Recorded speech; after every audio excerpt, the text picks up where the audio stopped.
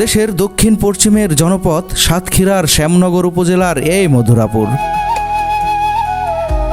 সুন্দরবন লাগোয়া এই গ্রামটিকে অনেকেই হরিনগরও বলে থাকে। গ্রামটির বিস্তীর্ণ জুড়ে লবণ পানি থাকায় এখানকার মানুষের কৃষিকাজের উপর নির্ভর খুবই কম। তবে জীবন জীবিকার জন্য তারা বন এবং নদীর সাথেই সংগ্রাম করে থাকে। এই গ্রামে 90% ময়াল এবং জেলে সম্প্রদায়ের মানুষের বসবাস।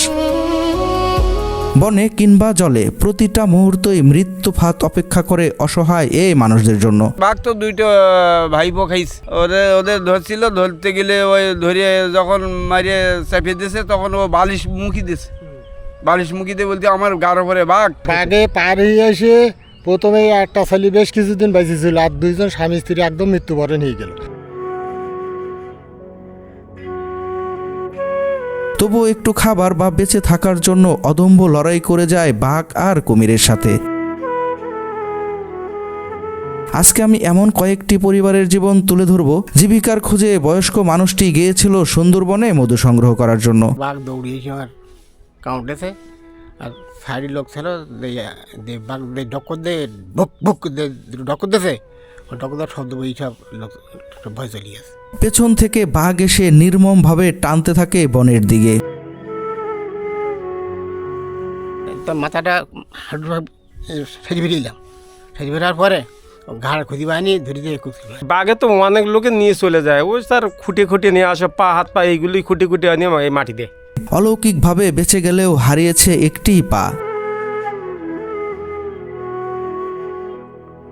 আবার কেউ বা নদীতে মাছ ধরতে গিয়ে পড়েছে কুমিরের মুখে। কুমির ধরলে আমি ওই নদীর কানারতে হেঁটে আমাদের এই মাঝখানে এলো, আইলে আমার মন বলছিস কি মনে হয় এইভাবে ধরছিল, আমি এইভাবে ঠেলে মেরে দিলাম, মালি চোখের মধ্যে মনে হাত গেলে আমি আস্তে আস্তে এসে এইভাবে তো লোকে আমার তুলে নিয়ে এলো। কয়েক ঘন্টা কুমিরের সাথে লড়াই করে বেঁচে ফিরলেও একটি পা হারিয়ে হয়েছে নিঃস্ব। পানির তলার থেকে এসে করলি মনে করেন এসে ধরলি, আমি কোনো রকম টানি উঠে উপরে, আমার আর পাশের লোক এসে উঠে ধরিয়ে নিয়ে উপরে নিয়ে আসে। তবুও বেঁচে থাকার স্বপ্ন নিয়ে এখনো অপলক দৃষ্টি দিয়ে তাকিয়ে থাকে নদী আর বনের দিকে।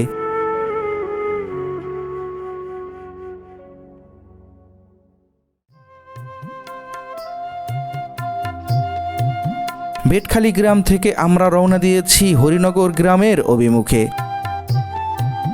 বন্ধুরা, এই যে সুন্দরবনের এরিয়া দেখতে পাচ্ছেন, এই যে সুন্দরবনের পাশ দিয়েই এই রাস্তাটি বয়ে গেছে। আমরা এখন আরেকটি গ্রামে যাচ্ছি, হরিনগর গ্রামে। সেটি সুন্দরবনের একেবারে কাছাকাছি গ্রাম, সেই গ্রামে যাচ্ছি। এখন আমরা এই যে ভ্যানে করে যাচ্ছি। আসলে এইদিকে বড় গাড়ি নাই, আপনারা যেখানে যাবেন এরকম ভ্যানে করে যেতে হবে। সবুজ প্রকৃতির বুক চিরে বয়ে চলা পিচঢালা রাস্তা দিয়ে চলতে চলতে চলে আসলাম সুন্দরবন বাজারে। আমরা এখন আছি সুন্দরবন বাজার, ঘুরতে ঘুরতে সুন্দরবন বাজারে চলে এসেছি। এই যে ভ্যানে করে যাচ্ছি, এখান থেকেই সুন্দরবনের এরিয়া মূলত শুরু, যার কারণে এই বাজারের নামকরণ করা হয়েছে সুন্দরবন বাজার। আমাদের আরও কিছু সময় লাগবে সামনে যেতে। সুন্দরবন বাজার অতিক্রম করে আমাদের অটো ভ্যান আবারও চলতে শুরু করলো সামনের দিকে। যতই সামনের দিকে যাচ্ছি, গনি ভাই আমাকে এই গ্রামের আহত সংগ্রামী মানুষের গল্প বলেই যাচ্ছে। অনেক পরিবারকে বাঘে খেয়েছে, আর এবং এই অপোজিটে পারে হলো মানে সুন্দরবন থেকে গ্রামে বাঘ এসেও অনেক মানুষকেও খেয়েছে। সেই গ্রামে আমরা চলে আসলাম। এই গ্রামের অনেক মানুষের পা নাই, হাত নাই, মাথা নাই, কোনো রকম বেঁচে আছে। আমরা অবশ্যই সে বাড়িতে আমরা যাচ্ছি, আগে চা খাবো, তারপরে আমরা ধীরে ধীরে যাব। বন্ধুরা, আমরা হরিনগর বাজারে কিন্তু চলে এসেছি, আর এই বাজারের পাশেই হচ্ছে সুন্দরবন। প্রায় 1 ঘন্টা এই ভ্যান অটোতে চলে এসেছি। তো আমরা এখন একটু চা খেয়েই সেই বনের দিকে যাব এবং এই আজকে আমি সুন্দরবন ঘেঁষা এই গ্রামের মানুষের সুখ দুঃখ তুলে ধরবো আজকের এই ভিডিওতে। এই এলাকার অনেক মানুষকেই কিন্তু বাঘ এবং কুমির আহত করেছে। সেই তাদের পরিবারেও আমরা যাব, তাদের সাথে কথা বলবো।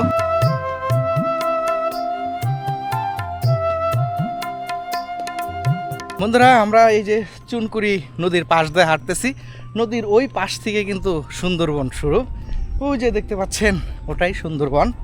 আর এই বন থেকেই কিন্তু বাঘ এবং অনেক সময় কুমির আসে এই গ্রামে, কিন্তু অনেক মানুষকে আক্রমণ করে। এই যে এক কাকি আছে, আমাদের নদীতে মাছ ধরতে কি কুমির ধরলে আমি ওই নদীর কানারতে হেঁকতে আমাদের এই মাঝখানে নিয়ে এলো। আইলে আমার মন বলছিস কি মনে হয় এইভাবে ধরতেলাম, আমি এইভাবে ঠেলে মেরে দিলাম। মালি চোখের মধ্যে মনে হাত গেলে আমি আস্তে আস্তে আইসে এইবার তো লোককে আমার তুলে নিয়ে এলো। মানে আমার কবিরাতে শিখেছি বাতে করি। এখন আমি ওই একটা ছিঁড়া, এই পাতাটা ছিঁড়া কাটা কোনো ভাতই কাজ কাম করতে পারি না। এমনি জন্মদি এমনি এতে দশখান মাঠের ধরা টরা জনেতে ধরা পয়সা ধরা বোয়ার আর ক্ষমতা নিয়ে আর দুটো টিমের কাটিয়েছি অপারেশন করে। এখন রাস্তাটা কানিয়েছি তো ওই যাওয়ার মতো নি, স্বামীও নেই, বাচ্চা কাছাও নেই, কেউ নেই। ওই যে দাল্লিপাড়া দেখছেন, ওই দাল্লিপাড়া সোতাদের নদী ধরলেন। আমি মনে করতে কি মাথা বোধ হয় এই পা দেয় এইভাবে দিচ্ছে। আর কাকাল সমান পানি না লোক হাতে ওই এক হেক্সা দেয় বা হেক্সা মেরে পানির তো জানি চলিয়ে গিয়ে আর একটা জাল ছাড়ি গেছে, যে আর এক হেক্সা দিতে দিলি। সে আমার সাথে দুজন জাল টানতে তারা ওই এত দূর চলিয়ে উঠি, তুই কান কে তুই লোক হয় আনতে আনতে লোক হয় উঠতে পারতি না, আর গা পাবে তার চোখই মোটে চাইতে পারতি না। শেষে এইবারে তো লোক গেতে আমার তুলে নিয়ে এলো, বললো কী হয়েছে। এইবার এসে আমার শেষে পায়জামার প্যান্টের বন টান খুলে দেখে এই জায়গায় একদম ক্ষত হয়ে যায়। এই জায়গায় দেখাতে এই পটোবার এইসব জায়গায় এই পাশে দেখাটা আল্লাহ বাসিতে মেম্বার সারমান তো আর কিছুই দেয় না, কোনো অনুদান ওই বনে পড়ে আলাদা অনুদান পায়, আমার তো কিছুই দেয় না। আমাদের বাড়ির সামনে বাঘপা দিলে ওকাদের বাড়ি তিনটি খেলে ওকাদের পুতির বউ আকর আর এই মতুদাপুরটা ছেলে ওই আবদার টাকা আনতে গিয়ে টাকা নিয়ে আসবার সময় ওই লোকের ধরে ওই ওকাদের বাড়ি ওয়াকদের বাঘে। আর এই জায়গায় খেয়ে গেলে একটা বুড়ো আর একটা বুড়ি ওই বাঘ পাড়ি বাঘে খেয়েছে। হ্যাঁ, আর এখানে একটা ছাইলের, এই ছাইলের ধরি তো বুড়ো বুড়ি ধরি ওই ছাইলের নদীতে জাল ধরিলা ওই টেমের আলে আলো ছাইলের বাড়ি গেল পাশা ঘেসে ছাইলেও মরে গেল। বুড়ো বুড়িতে একদম জাগায় আর ছাইলেটা চিকিৎসা করে বাঁচে মারা গেল। বন্ধুরা, এই যে কাকিকে দেখতে পাচ্ছেন, এই কাকিকে কুমিরে ধরছিল এই নদী থেকে। উনি যখন মাছ মারার জন্য এই নদীতে নামছিল তখনই কিন্তু নদীর নিচ থেকেই ওনার পা টেনে ধরছিল কুমির। কুমিরের চোখে আঘাত করার কারণে উনি প্রাণে বেঁচে গেছে। তবুও ওনার কোমরে এবং পায়ে কিন্তু ক্ষত দাগ এখনও রয়ে গেছে। অসংখ্য এই গ্রামের মানুষকে কুমির এবং বাঘ খাইছে, এটাই বলল। আসলে এখানে বসবাস করাটাও কিন্তু তাদের অনেক কষ্টের, অনেক ঝুঁকির। সেটাই জানার জন্য আমি এই গ্রামে আসছি।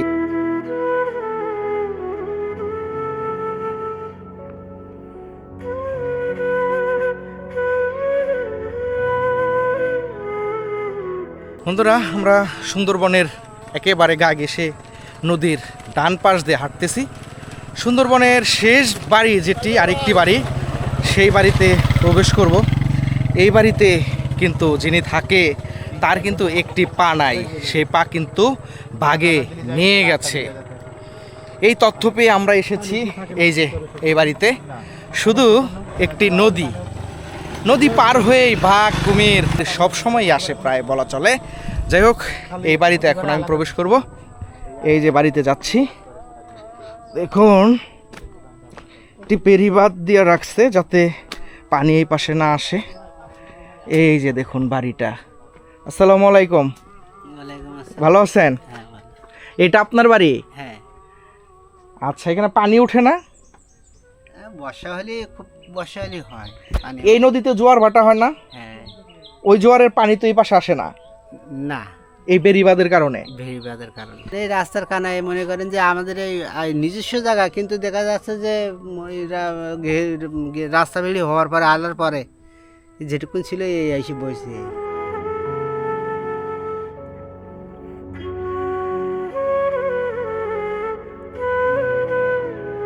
বন্ধুরা, আমি এখন যে বাড়িতে আছি, এই যে কাকাকে দেখতে পাচ্ছেন কিভাবে হাঁটতাছে। ওনার কিন্তু একটি পা নাই, কুমিরে নিয়ে গেছে। পাশেই সুন্দরবন, এই নদীতেই মাছ ধরার জন্য গিয়েছিল। যদিও ভাগ্যক্রমে উনি বেঁচে এসেছে, হারিয়েছে একটি পা। দেখুন মানুষ কতটা সংগ্রাম করে জীবনের সাথে।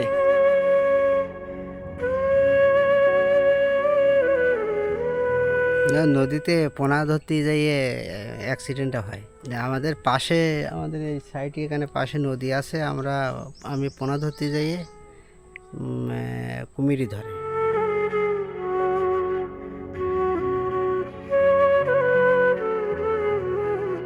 ধরার পরে মনে করেন যে আমাদের সব জীবিকা নির্ভর করে নদীতে। মাছ মারি, পোনা ধরি, মরি আনি বিক্রি করি, এইভাবে আমাদের চলে।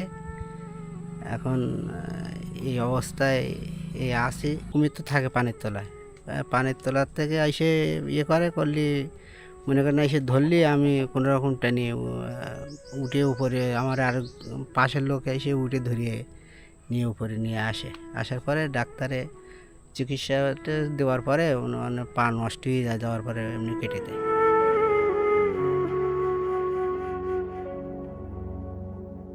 হ্যাঁ, এর আগেও অনেক জায়গায় অনেক কিছু এরকম দুর্ঘটনা ঘটেছে। যেমন মনে করেন যে অনেকের এরকম হয়েছে, তারা কিন্তু আর অনেকে বাঁচেনি। তাদের উপরে সাইডে ওই পাছার মাংস ধরে বলে এই জন্যে রক্ত বন্ধ করতে পারেনি বলে তারা মারা গেছে। কিন্তু আমার ওই পার নিচে করায় মানে মনে করেন উপরে ব্যান্ডেজ করে মানে গামছা দিয়ে বেঁধে রাখায় রক্তটা না বেরোনো, মানে মনে করেন যে আমি বাঁচতে পারিছি। কুমিরটা দেখা যায় ভাদ্র আশ্বিন মাসের দিকে দেখা যায় বেশ। আর বাঘের কথা, বাঘ সবসময় থাকে।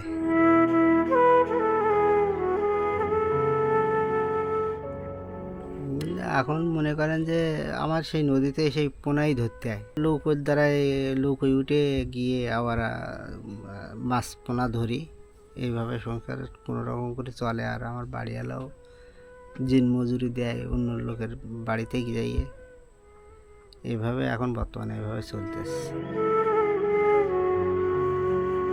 আর এখন আর ভয় করে আর কি হবে, এইভাবেই তো চলতে হবে। আর অন্য কর্ম এখন আর এই বয়সে এসে আর এখন আর অন্য কর্ম কী করবো বলেন? হ্যাঁ, এইটাই ছোটোবেলাতে চলতেছে, এখনও আছি এই পেশায়। হ্যাঁ, এটা তো কষ্টের, এখন তো আর এখন বয়স হয়ে গেছে, এখন তো আর ওই কাজটা তো সব করে করা যায় না। এই যে মাছ কাঁকড়া মারি, এখন মনে করেন একটা লৌকোর খুবই প্রয়োজন ছিল। এখন লৌকোকানটা যদি হতো তাহলে মনে করেন যে আমি আবার ভালোভাবে আবার 2-10 বছর ভালো চলতে পারতাম।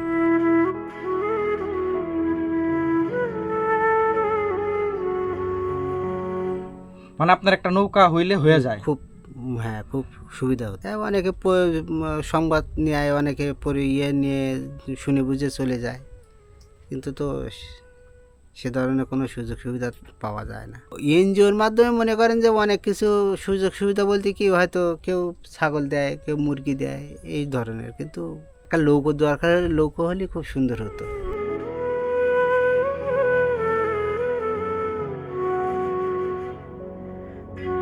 বন্ধুরা, এই যে আমার সাথে অসহায় কৃষ্ণ পদমণ্ডলকে দেখতে পাচ্ছেন, ওনার একটি পা কুমিরে নিয়ে গেছে, তারপর থেকেই উনি অসহায় হয়ে পড়ছে, কোনো কাজও ভালোভাবে করতে পারে না।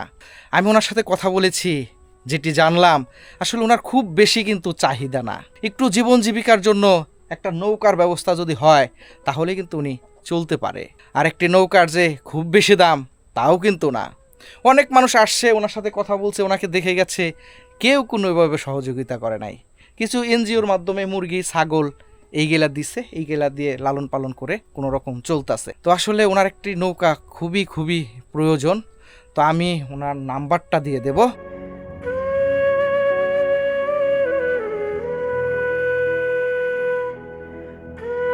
বন্ধুরা, আমরা সুন্দরবনের শেষ গ্রামে শেষ বাড়িতে আছি।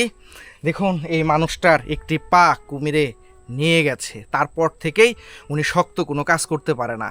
ওনার সাথে আমি কথা বললাম, ওনার সংসারটা মোটামুটি চলে। ওনার স্ত্রী বিভিন্ন মানুষের খেতে খামারে কাজ করে, নদীতে অনেক সময় মাছ কাঁকড়া ধরে, উনি ওইভাবে ধরতে পারে না। ওনার একটি ছোট্ট আশা, সেটি হচ্ছে ওনার একটি নৌকা হইলে উনি কিন্তু ভালোভাবে জীবন জীবিকা চালাইতে পারে, সে আবার সেই নদীতে যাবে মাছ কাঁকড়া ধরার জন্য। এটাই আমাকে বলল। আপনারা অনেক সহযোগিতা করেন, অনেক সময় মানুষদের নাম্বার দিতে বলেন, আমরা অনেক সময় দেই, আবার যাদের থাকে না তাদের দিতে পারি না। ওনার মোবাইল আছে, আমি ওনার নাম্বারটা দিয়ে দেব, পারলে ওনাকে সহযোগিতা করবেন। 01920277862। এই নাম্বারে ফোন দিলে আপনারা ওনার সাথে কথা বলতে পারেন। পাশাপাশি যদি এই গ্রামে আসতে চান, আসতেও পারেন, দেখতেও পারেন।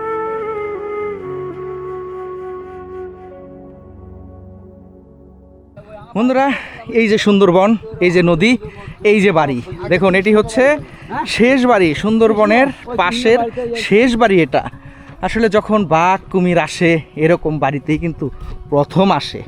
এই যে বাড়িটা আপনাদের দেখাই, কিসের মধ্যে মানুষ থাকে, শুধু জীবন জীবিকার জন্য থাকে।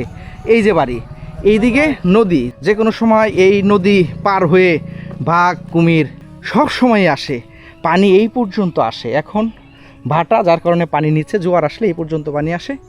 এই বাড়িতে মানুষ থাকে। এটা হচ্ছে সুন্দরবনের শেষ বাড়ি।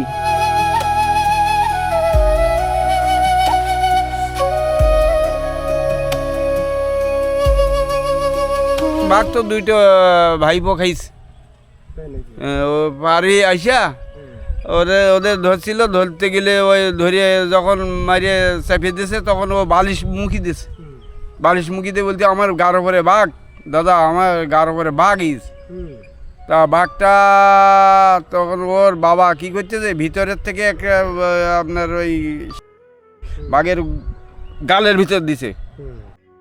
দিলে তখন বাঘ হাক করে ছাড়িয়ে নিয়ে দিয়ে আস্তে আস্তে আস্তে আস্তে ব্যথা লেগেছে, আস্তে আস্তে ও পলাইয়ে থাকবে। পলাইয়ে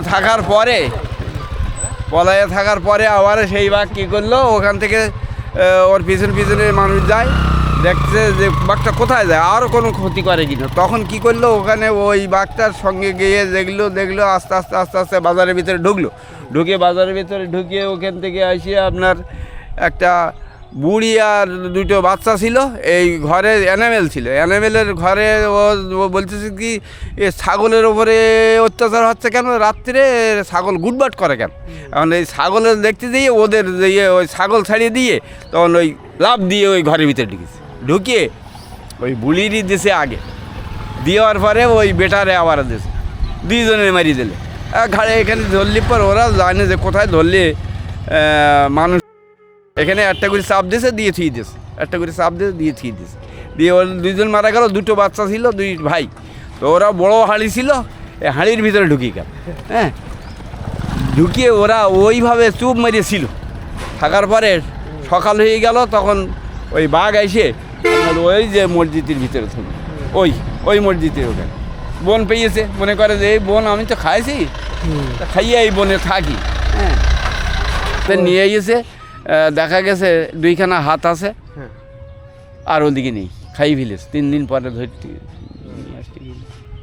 এইভাবে কতজন পরিবারকে বাঘে খেয়েছে? তো ধরেন ও মেলা অনেক না, 100। হ্যাঁ, এই হরিনগর বাজারে এখান থেকে ঘুরিয়ে 100-র মতো হবে, মানে পুরো হরিনগরের মধ্যে। হরিনগরের ভিতরে এখান থেকে 100 হবে। আছে কুমির আছে, কামট আছে।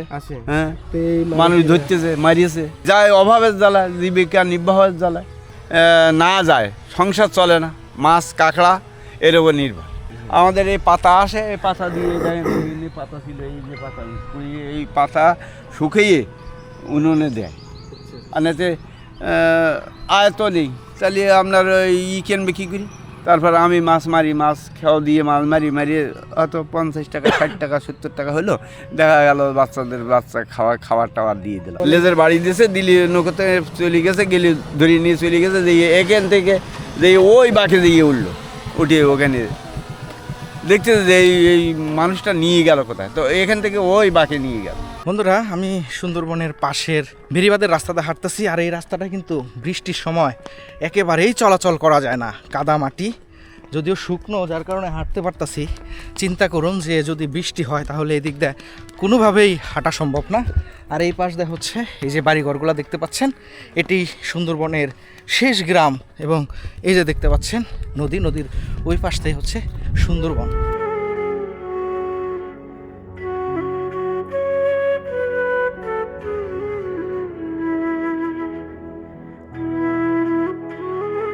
কাহিনী তো মেলা রকমের। এখানে সপরিবারে প্রায় 3-4 খাইছে। এখানে আগে পার হয়ে এসে প্রথমে একটা ছেলে বেশ কিছুদিন বেঁচেছিল, আর 2জন স্বামী স্ত্রী একদম মৃত্যুবরণ হয়ে গেল। তারপর ওই হিন্দু সম্প্রদায় ওইখানে অগর মোড়ল নাম করে শ্বশুর আর পুতির বৌমা 2জন মৃত্যুবরণ করেছে। আর আরেকজন প্রথম স্টেজে এসে জাত ধরিল, সে একদম জায়গায় মরে গেল। এইখানে বাঘ পাড়িয়ে এইভাবে ক্ষয়ক্ষতি হয়েছে 2 জায়গায়। আর আমাদের ওই কর্নারে রয়েছে বাইসি আছে, বাঘে ধরিল সে বাইসি আছে, আর কামড়ে ধরিছে তার এখান থেকে ঠ্যাং কাটা সব বাইসি রয়েছে। আর উড়ি ওই 3 গাঙের ওই পাশে একটা মহিলা কুমিরি ধরিল সব বাইসি আছে, এই 5-8টা এখন কাটিকুটি। আর 2 জন পরিবারের 6 রোজায় কি 10 রোজায় এই আমাদের বাড়ির ধারে এই নদী এই খালের ভিতরে গেল 2 জনের একদম মৃত্যুবরণ বাঘে। আমরা সকালে যাই 9-10টার সময় যাইয়ে ওই খোঁজ খবর করিয়ে তো ওই খাই ফেলিল, কিছু কিছু লাশ ছিল সেইগুলো নিতে মাটি চুটি দিল। হ্যাঁ, এরকম পরিবারে ওখানে 2 জন আছে। আর এনার আব্বাও বাঘে ধরিয়েছে, মরে গেছে। আমার আব্বারও লাশও খুঁজি পায়নি, আবার ওই যে টুকরোটাতে হাটটার ছিল এইভাবে। আমার কোনো পায়নি। এই ধরেন আজকে 2টা মানুষ এখানে বনে অ্যাক্সিডেন্ট নিয়েছে, আগামীকালকে কিন্তু আবার সেই জঙ্গলে যাচ্ছে, যাই কেন পেটের জ্বালা আবার যাচ্ছে। আজকে ধরেন এখানে বাঘে ধরেছে, কালকেও আবার ওই পাশের নদীতে উঠে লোক মাসাক বিভিন্ন কর্মজীবী আছে করে কাজকাম করে খাচ্ছে। বনটা সরকার হুলুক্য রুইছে, তারপরও আমার জায়গা জমিনে আমার পেটের দায় আমি চুরি করি, আমি বনে বিভিন্ন রকম কর্মজীবী মাছ কাটকা এই সমস্ত দিয়ে মানুষ খায়। টাকা দিয়ে এখন বর্তমানে এই যে মধু কাটতে যাবে, কালকিতে কথা হইতেছে 40,000 করে দিতে হবে, 3 পার্টি নেই, মেলা দূরে যায়, মেলা দূর যায়। এভাবে নদী আছে ওর ভিতরে মেলা দূর যায়, সরকারি পাশ কাটতে পাশ কাটি যায়, এমনি গোপনে চুরি ডেলি যায় ডেলি আসে, এরকম লোক আছে। এখন বাঘের মাছ একটু কম আছে, আল্লাহ দিলে ভালো আছে বনের দিকটি, তা মানুষ শত্রুতায় বাঁচতে প্রচণ্ড ডাকাতি চাপ। আমার হাতে ছেলে গেল কে অন্যটা লোক নেই, আমি গেলাম হয়তো তোমার সামনে পুড়ি কিছু কিনে সারাদিন আটকে রাখবে, রেখে আমার একজন লোক উঠে নেবে, বলবে তুই বাড়ি চল যা। প্রশাসন কিছু বলে না? দূর প্রশাসন এবার ও আসবে নিয়ে আইসি, এবার ওই মোবাইল নাম্বার দেবে, যে ওই নাম্বারে ও টাকা দিতে হবে, যা টাকা চাবে সেই টাকা দিতে হবে। টাকা দেওয়ার পরে কি করবে, যে যদি সুযোগ সুবিধা হয় বললেন তোর কালকে দিবানের লোক উঠিয়ে, এবার লোকজন সুবিধা না হলে আরও 5 দিন ব্যাডে রাখবে, রেখে আবার নূতন করে লোকজন ধরবে, হাতে 3-4 জন ওই লোক উঠে তুলি দেবে রাত্রি দিয়ে, বলবে কি যে এদের নিয়ে ধরেন চুনকুড়ির নদীর ওপারে তুল দিবি, টেংরাখালির দিকে হাতে 2 জন তাহলে তারা ওই দিক যাবে, হরিনগরের লোক হরিনগরে চলে যাবে, এইভাবে ছাড়বে, তাছাড়া তোমার ছাড়বে না।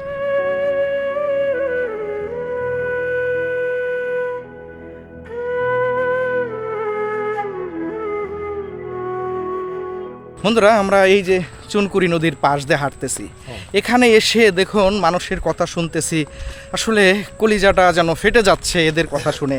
কারো বাপ নাই, কারো মা নাই, আবার কারো ভাই নাই, চোখের সামনে বাঘ কুমির নিয়ে গেছে, নিয়ে টুকরো টুকরো করে খাইছে, সেটাই বলল, সেই গল্পটাই আমরা শুনলাম। এই যে আমার সাথে বয়স্ক একজন মানুষ দেখতে পাচ্ছেন, ওনার বাবাকেও কিন্তু বাঘে টুকরো টুকরো করে খাইছে, কিছুই করার ছিল না, অবশিষ্ট কিছু মাংসর টুকরা এনে তারা দাফন করছে, এরকমটাই বলল।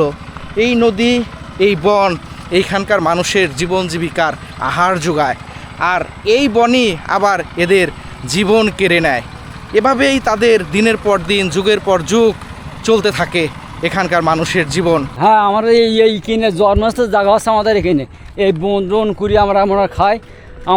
আমার বাপ চাচা ফুবু দাদার সব ছেলে বাঘে খাইয়ে ফেলিয়েছে। আর আমরা কি পেটের জ্বালা মোটামুটি এখন একটু মধুঘাটি যাবো, জলদস্যুতি মা ঘিরে রাখিছে, একজন মাথা ভিজে 10,000 করে 20,000 করে টাকা থাকছে। এইরকম আসরা আমাদের কোনো আমার পারলাম না। আর যদি টাকা দিতে না পারেন আসো না, আর যদি জোর করে পালিয়ে যান, যাই যদি ধরা খান তখন তোমার মাছ দেবে খুব। হ্যাঁ, এমনি মাইরা ফেলে না? হ্যাঁ, না মরি ফেলে না, মরি ঘাত পা ফাটিয়ে যাবে। বাচ্চা কাচ্চার পেটের জ্বালায় খুব মোটামুটি খুব অসহায় আমরা। অন্য কোনো কাজ করতে পারে না এখন কি কাজ করে, ধর ঘের বাড়ি রুইয়েছে, ধর একটা লোক হইলে ধর সমাধান মিটে যায়। আমরা গরিব গরিব মানুষ যাবো কোথায়? খুব আমার বিপদের গ্রস্তে আমরা পড়ে রয়েছি।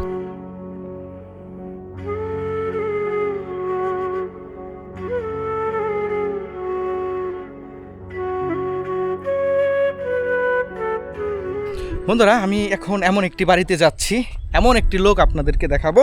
এই বনে মধু সংগ্রহ করতে যায় বাঘে একটি পা নিয়ে গেছে। পা হারানোর পর থেকেই মানুষটি একেবারেই বিকল হয়ে অসহায় হয়ে পড়ছে। সেই বাড়িতে যাচ্ছি আমি।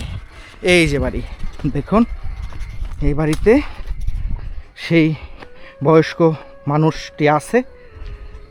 এই যে দেখতে পাচ্ছেন, এই কাকা মধু সংগ্রহ করার জন্য বনে গিয়েছিলেন। বনে যাওয়ার পর বাঘে আক্রমণ করে। বাঘে আক্রমণ করার পর থেকে একটি পা বাঘ নিয়ে গেছে। তারপর থেকেই ওনার জীবন খুবই অসহায় হয়ে পড়ছে। এই যে দেখুন, পা এখান থেকে কাইটা ফেলছে। এই যে দেখুন কি কামড়টা দিছিল, দেখুন কিভাবে বাঘে ধরছে। বাঘের থাপা কত যে শক্ত, আসলে এইটুক না দেখলে আমরা বুঝতাম না।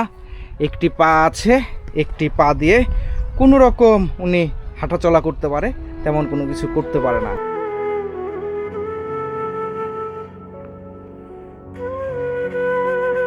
শনিবার দিন মধ্যে উঠেছি, ডেরোর মধ্যে পাইছি। রবিবার দিন উঠেছি, রবিবার দিন উঠে কোনো চাক পাইনি।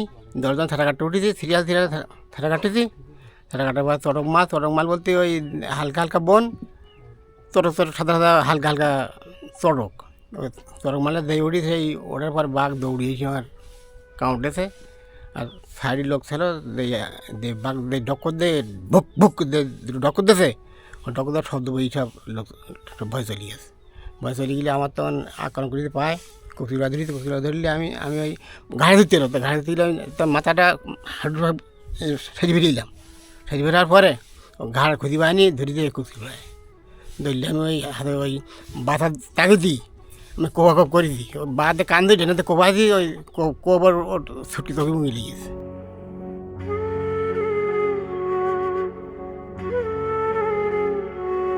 চোখে লেগেছে, তখন আমার কিন্তু পা ছাড়িয়ে ফেলিস। বাঘের কোপ দিতে ওই হুতুরে আমার তো তখন জ্ঞান হারিয়ে গেছে। আমার তো জ্ঞান সেই হয়নি। আমি বাহাতে কান দিই, ডাইনাতে সমান কোপাচ্ছি বাঘকে। আর ও কামড় দিয়ে খিলিন ধারা মারছে। তখন আমার ধারা পা এমন ছাড়িয়ে ফেলিয়েছে, খিলিন দেওয়া হয়ে গেছে। তখন ওর কোপালে সাঁতার কোপ মারি, তো ইটুকু চাঙা কাটটি তো খেয়াল করতি না। কারণ ওই কোপ মারতে যখন ছুটকি কোপ যখন চোখে লেগেছে, তখন ছাড়ি লাভ চলে গেছে। চলে দেওয়ার পরে আমি হাঁক করতে পা ছাড়িয়ে ফেলিয়েছে।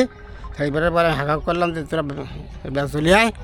আর পা ভাঙি ফেলিয়েছে, আমি উঠতে পারছি না, অসুস্থ হয়ে গেছি। তো ওরা এটা উঠি নিয়ে আমার নৌকায় ওটাই তো ওঠার পরে নৌকা তো আসলাম। আসার পরে আমি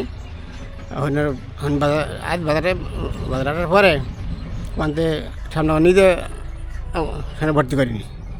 তারপর কালকে নিয়ে ওখানে ভর্তি করিনি, তার সামনে নিয়ে যেতে হয়নি। তারপর কী হলো, সেটা লাস্টে গেলাম সাতক্ষীরায়। ওনারা চিনি, আমাদের এলাকায় বাড়ি, পাশে বাড়ি।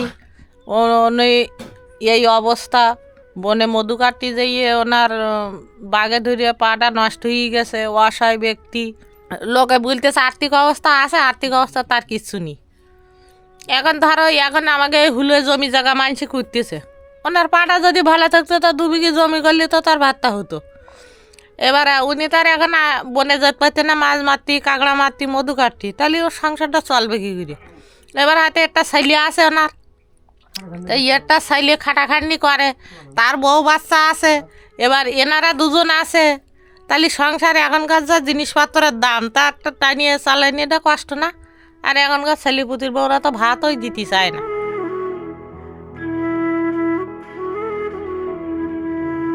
এখন চলতেছি, ওই একটা বাচ্চা আছে, খাটাখানি টুকটাক করে। আর দিনে মানে আছে খুব কষ্ট করে দিনে যাচ্ছে। এখন সত্যি কথা সেটা বলতে খুব কষ্ট করে দিনে যাচ্ছে। ওট পানি করতে আর ওট পানি খেতে হয়। আর এখন তুই তোর মাথার যার দাম চাইলে যার দাম, তা কিনে খাওয়া খুব কঠিন ব্যাপার।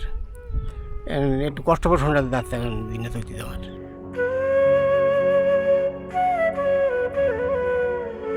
আমার একটা পাহাড় আমানের কিছু নেই তার। এখন খুব খুব খুব আমি এখন অসহায় হয়ে গেছি, খুব কষ্ট হচ্ছে। এখন আপনারা যদি মনে দিতে চায়, একটা দোকানপাট করে দিতে পারেন, বাট একটা গরু বাছুর ফুলি, তাতে এটা বাচ্চা হবে, একটা দুধ হবে, তাতে করে চলতে পারবো। এখন যে ভাই আপনারা একটা দোকানপাট না একটা গরু বাছুর কিনে দিলে, তাই নান পান করে আমি খাতে পারবো, বা তার 2 পয়সা হবে। পা যদি না থাকে তা আয় রোজগার করি তার খাতে পারবে না। আর এখনকার যা ছেলিপুতির বউরা তা ভাত তো দেয় না, তাহলে ও লোকটা আসায় ধরো বউ আছে, ও লোক আছে, তার সুখ অসুখ বিসুখ দায় বিদায় আছে না। আমাদের এই পাশে একজন কৃষ্ণ আছে, ও তো ঠ্যাং কাটা কামটে কেটল, কামটে কেটে ওরই কিনতে কেটে একদম নবী দেবা। এই পাশে এই বাড়ি, ওই গাজীপাড়ায় একজন, নসমদ্দি একজন, ওই তোমার ওয়াজেতে একজন, ওকে ফ্যামিলির কেউ নেই, কিন্তু এনার ফ্যামিলির এনার বউ আছে বাগে ধরা, ছেলে আছে 4টে 3টে, ভাত দেয় না, অসহায় যায় তা আয় কি আয় করি খাবে কি করি। আমাদের এই বনেই তো আয় রোজগার, ধরো নদীতে গেলে দুটো মাছ মারতে পারে, দুটো কাঁকড়া মারতে পারে, একটু মধু কাটতে পারে, এই নেই তো খায়। আবার মৃত্যুর ভয়ও আছে, গাঙে গেলি কুমুরির ভয়, কাঁওটের ভয়, বনে গেলি বাঘের ভয়, তাহলে এইভাবেই তো মানুষ ভয় ভিতরে কামাই রোজগার করি খায়। হ্যাঁ, আমাদের বাড়িটা সুন্দরবনের শেষ বাড়ি।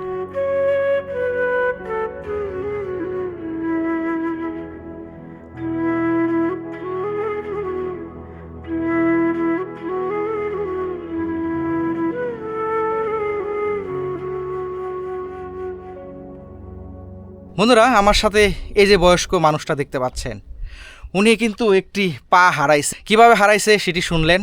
উনি মধু সংগ্রহ করার জন্য সুন্দরবনের গভীরে ঢুকছিল, কয়েকজন মিলে ঢুকছিল। হঠাৎ করে বাঘ এসে ওনাকে আক্রমণ করে। ওনাকে যখন আক্রমণ করে, ওনার সাথে যারা ছিল তারা ভয়ে পালিয়ে গিয়েছিল। উনি একা বাঘের সাথে লড়াই করছে। ওনার কাছে দাঁড়ালো একটি কাঁচি ছিল, যেটাতে মধুর চাইক কাটে যেটাকে আমরা বলি, সেটা দিয়ে বাঘকে বারবার আঘাত করতেছিল। অনেক আঘাত করার পরেও কিন্তু ওনার পা ছাড়তেছিল না। যখন একটি আঘাত অলৌকিকভাবে বাঘের চোখে লেগে যায়, তখনই বাঘ ওনাকে ছেড়ে দেয়, উনিও বেঁচে যায়। তখন বাঘ সেখান থেকে পালিয়ে যায় এবং ওনার সাথে যারা গেছিলো তখন ওনাকে উদ্ধার করে নিয়ে আসে। তারপর থেকেই চিকিৎসা নিতে নিতে পায়ে পচন ধরার পর থেকেই ওনার পাটা কেটে ফেলে দেওয়া হয়। এরপর থেকে কিন্তু উনি অনেক অসহায় হয়ে পড়ছে, কারণ ওনার সংসারের যোগান উনি নিজেই চালাইতো। ওনার স্ত্রী আছে, সন্তান আছে, সন্তানের বউ বাচ্চা আছে, ওরা ওদের মতো আছে। আসলে ওরাও তো ভালোভাবে চলতে পারে না, ওনাদের চালাবে কীভাবে? যাই হোক, এই মানুষটাকে দেখে আমার অনেক খারাপ লাগলো। অনেক মানুষ আসে ওনাকে দেখার জন্য, কথা বলার জন্য। উনি বললো অনেক মানুষ আসে বাবা, আসলে কেউ কখনো আমাদের মনের গভীরের যে দুঃখ সেটা কেউ বুঝতে চায় না। আমার সংসারটা ভালোভাবে চলে না, আমার পা থাকলে আমি অনেক কিছু করতে পারতাম। যেহেতু আমি পঙ্গু মানুষ, যদি আমাকে কেউ একটা দোকান বা একটা কিছু করে দিত, হয়তো বা শেষ বয়সে আমি আমার স্ত্রীকে নিয়ে খেতে পারতাম। যাই হোক, আমার খারাপ লাগছে, যার কারণে ওনার সাথে আমি কথা বললাম।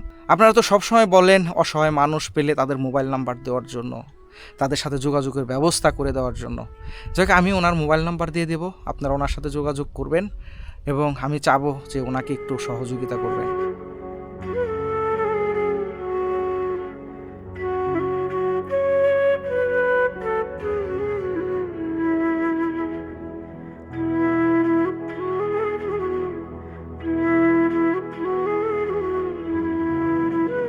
যেরকম হারিয়েছে সেই রকমই পাইছে। জঙ্গলটা এমনিতে খুবই সুন্দর, নদীও ভালো। আমাদের এখানে মাছ কাঁকড়া প্রচুর পরিমাণ কামাই রোজগার হয়।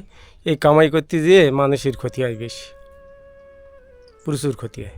অনেক মানুষ পা কাটা, কারো মানে মারা গেছে কেউ, এইরকম। যেরকম ওই ভাইটার ওই অবস্থা, আমাদের এলাকার ওই ভাইটা, ও লোকের ওই অবস্থাটা হইল। ওই মানে ওয়াজের তো ও তো কুমড়ি নিয়েই চলে গেল। আর চুনকুড়ি একটা ঠাকুর বলে একটা ছেলে আমার বাড়ির সামনে, ওর 3 দিন পরে ওর লাশটা ওই ভাসনা পায়, কুমড়ি নিয়ে গিয়েছিল। আর বাঘে তো অনেক লোকে নিয়ে চলে যায়, ওই তার খুঁটে নিয়ে আসে, পা হাত পা এইগুলি খুঁটে নিয়ে এই মাটি দেয়, এই ছাড়া তো আর কিছু পায় না, সব খেয়ে ফেলে। ও খুবই অনুভূতি হয়, কষ্ট হয় যে কী করবে, গরিব মানুষ কীভাবে খাবে। এইভাবে অনেক লোক মারা গেছে, অনেক লোক, প্রচুর পরিমাণ মানুষ মারা গেছে ওদের কামাই রোজগারের জন্য। খাবে কি? খাবার তো কিছু নেই। 1 বিঘা জমি করলে 10,000 টাকা খরচ, তাতে কত আসতে পারে? হয় না, কিছুই হয় না। প্রচুর পরিমাণ জঙ্গলের লোক যায়, সেই পরিমাণ মানুষ ক্ষতি হয়, কিন্তু তারপরেও মানুষ ছাড়ে না জঙ্গল, শুধু পেটের জন্য। কালকে বনে পড়লি আজকে আবার জঙ্গলে যাবে। এই মধু কাটার পাশ ছেড়ে দিয়েছে সরকার, কত মানুষ ফেরবে, কত মানুষ ফেরবে না।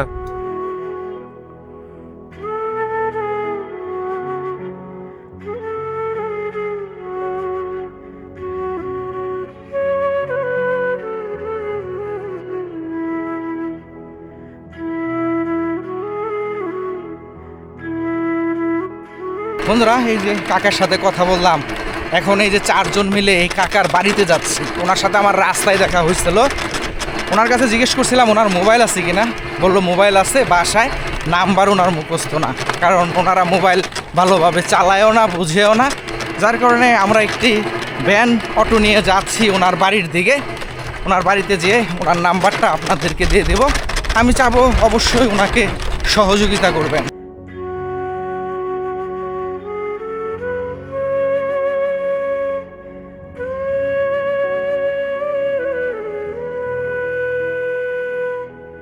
কাকা এটাতে কি করবেন? এটাতে কি করবেন? আমি প্রথমে মনে করছিলাম বসি।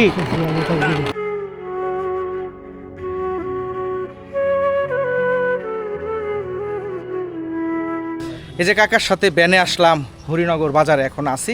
ওনার বাসাটা এখান থেকে অনেক দূরে, যার কারণে কাকা এখন বাসায় যাবে, আমাকে ফোন দিয়ে নাম্বার দিয়ে দেবে, তারপর আপনাদের নাম্বার দিয়ে দেবো। আর আমি কাকার সাথে দেখা হয়েছে, আমার খুব খারাপ লাগছে। আমি ব্যক্তিগতভাবে ওনাকে একটু সহযোগিতা করব, হয়তো বা ওনার একটু হলেও কাজে লাগবে।